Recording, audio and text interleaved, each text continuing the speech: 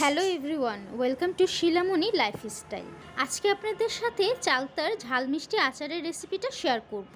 আমি এই পর্যন্ত যতগুলো চালতার ঝাল মিষ্টি আচার খেয়েছি তার মধ্যে এই আচারের রেসিপিটা বেস্ট ছিল। অ্যাকচুয়ালি আমি বলে বোঝাতে পারবো না এই আচারটা যে কত মজা হয়েছিল।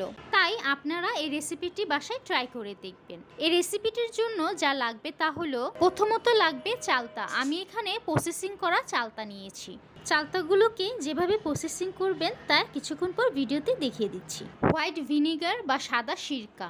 প্রথমত এখানে লবণের পরিমাণটা অল্প নিতে হবে, কারণ চালতাগুলো প্রসেসিং করার সময় ওইখানে লবণ অ্যাড করা হয়েছে। পরে আচার তৈরির সময় স্বাদ অনুযায়ী লবণ প্রয়োজন হলে অ্যাড করে নেব। লাল মরিচের গুঁড়া, জিরা গুঁড়া, প্যাকেটের পাঁচফোড়নটাকে হালকা তেলে আধা ভাঙা করে গুঁড়ো করে নিয়েছি। জর্দার রং বা অরেঞ্জ ফুড কালার, আস্ত ধনিয়াগুলোকে আধা ভাঙা করে গুঁড়ো করে নিয়েছি। যেহেতু এটা চালতার মিষ্টি আচার, তাই চিনির পরিমাণটা একটু বেশি দিতে হবে।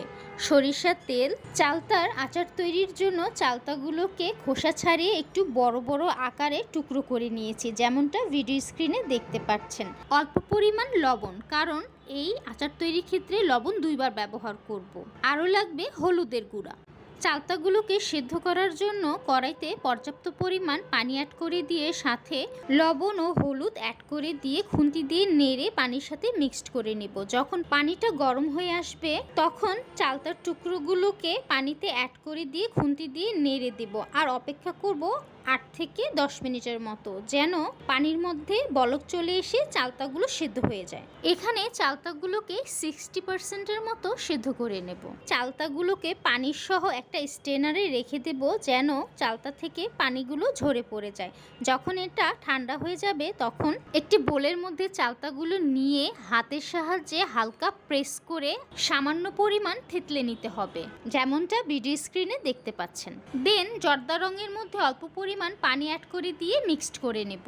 আচার তৈরির জন্য কড়াইতে চিনি, জর্দার রং মেশানো পানি আর অল্প পরিমাণ পানি অ্যাড করে দিয়ে খুন্তি দিয়ে সবকিছু মিক্সড করে নেব।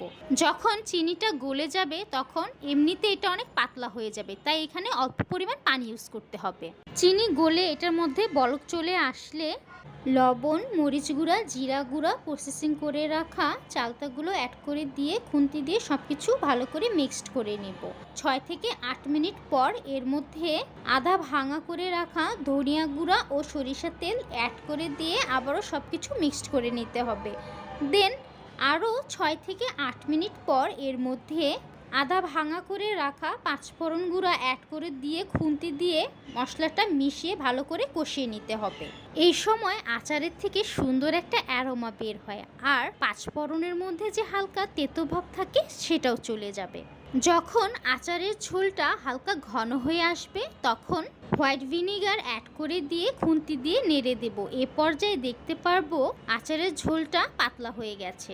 দেন চুলার আঁচটা একেবারেই লো টু মিডিয়াম হিটে রেখে দিতে হবে, যেন আচারের মধ্যে আস্তে আস্তে করে বলক চলে আসে আর আচারের ঝোলটা ঘন হতে থাকে। যখন আচারের ঝোলটা ঘন হতে থাকবে তখন আচারের কালারটাও চেঞ্জ হতে থাকবে।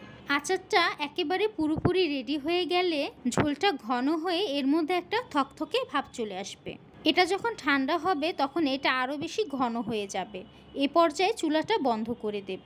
নর্মালি এই আচারটা বেশি দিন রেখে সংরক্ষণ করা যায় না, যদিও আমার এই আচারটা ফ্রিজে রাখা হয়নি, 2 দিনের মধ্যে শেষ হয়ে গেছে। আপনারা ফ্রিজে নর্মাল পোর্শনে রাখলে একটা এয়ারটাইট বক্সে করে ভরে আচারগুলো রেখে 15 থেকে 20 দিনের মতো সংরক্ষণ করে খেতে পারবেন। Thank you everyone for watching my video.